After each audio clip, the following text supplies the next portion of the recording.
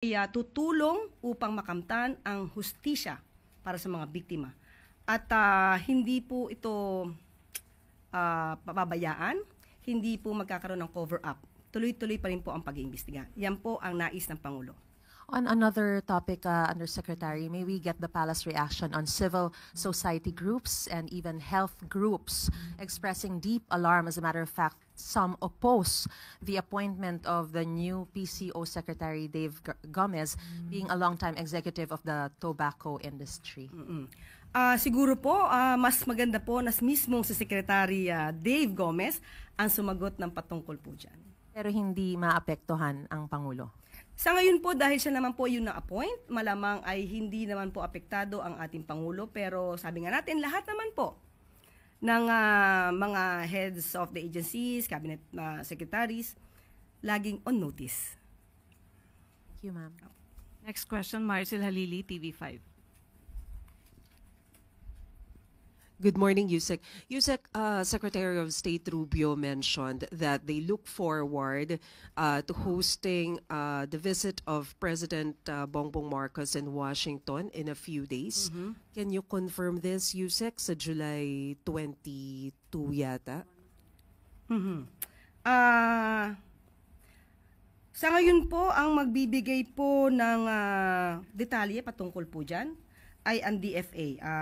Titingnan ko lang po kung merong bagong update po sa atin. Okay.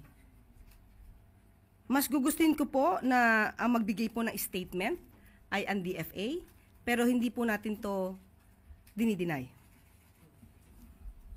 Pero mas maganda po na DFA po ang magbigay sa inyo ng detalye. Pero mampahabol, baka lang meron tayong nakuhang info if ano yung mga possible na agenda ni PBBM sa pagbisita doon. Of course, he will talk to US President Donald Trump, pero ang mainit kasing issue ngayon yung about sa tariff. Okay, pina-finalize po kasi yung detalye.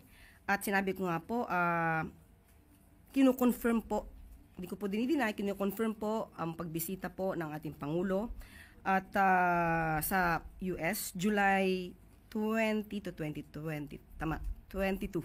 July 20 to 22. Pero po, confirm. Pero po, yung ano yung detalye na pag-uusapan, ang DFA na po ang magbibigay sa inyo. Salamat, Yusek. Next question, Marie Sumali, GMA News. Ma'am, isa pa po regarding the issue naman po tungkol dun sa si Senator Cayetano po kasi he has filed a resolution urging the Senate to call on the government to pursue the interim release of former President Rodrigo Duterte, including negotiations with the International Criminal Court for his possible house arrest. I understand you have no control over ICC, but yung sinasabi po niya na the possibility of negotiations with the International Criminal Court or a similar arrangement at the Philippine Embassy in The Hague, Netherlands, yung parang possible house arrest in The Hague, Netherlands Embassy. Does Malacanang intend to study, just study, and act on this resolution?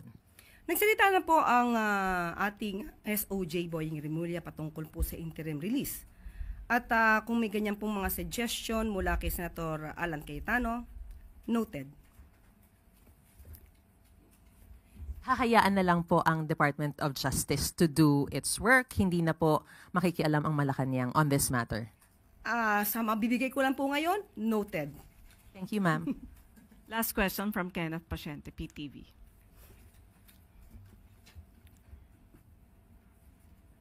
Hi, Yusek. Good morning po. Yusek, unmodified opinion po ang nakuha ng OVP from COA para sa fiscal year 2024 in spite of allegations of misuse of confidential funds. However, the COA clarified that an unmodified opinion does not necessarily mean that there were no misstatements found during the audit. Ano po ang reaction dito ng Palasyo? Okay, liwanagin po natin ang unmodified opinion na ibinibigay po ng COA para po hindi masyado maguluhan ang ordinaryong Pilipino.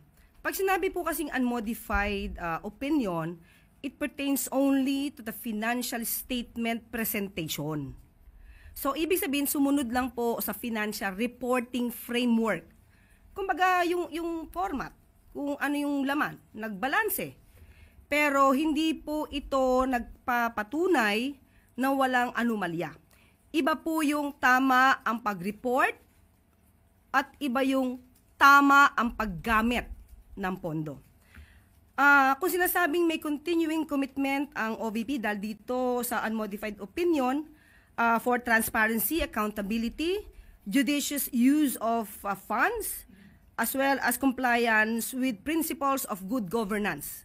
Tandaan mo natin, yung opinion na po yun ay hindi po patungkol sa compliance and performance audits.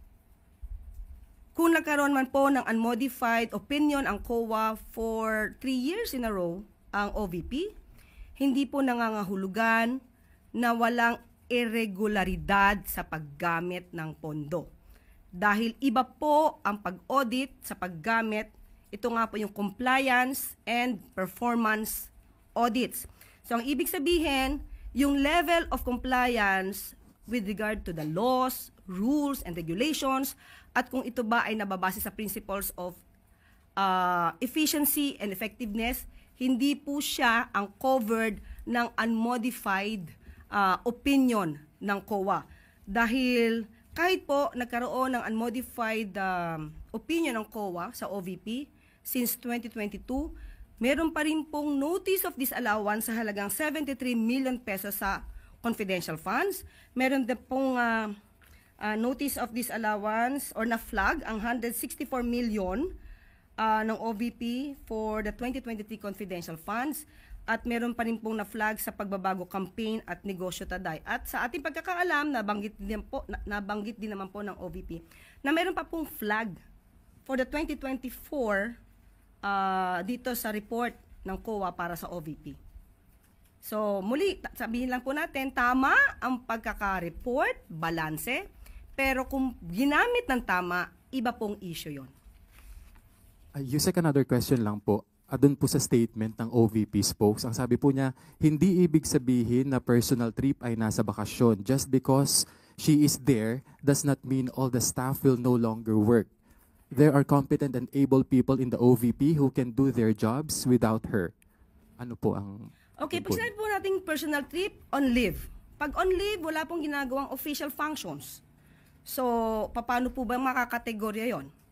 So, in other words, pag personal trips, walang ginagawang functions. So, parang bakasyon. Okay? And, sinabi din po ng OVP na marami silang competent staff to do the job while the Vice President is out of the country. So, ipagpunyagi po natin ang mga competent na staff ng OVP. Kahit na wala ang Vice Presidente sa bansa at on leave, nakakapagtrabaho ang ibang empleyado ng OVP. Okay po?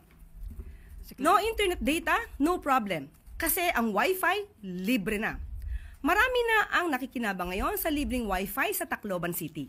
Ilang araw matapos na ilunsad ni Pangulong Ferdinand R. Marcos Jr. noong Lunes ang Phases 2 and 3 ng National Fiber Backbone sa Leyte. Walang pagsidlan ng tuwa ang mga estudyante dahil sa mas madali at mas mabilis na ang pag-comply ng kanilang mga school requirements dahil sa libreng Wi-Fi ng administrasyon ni Pangulong Marcos Jr. Malaking tulong din ito para sa mga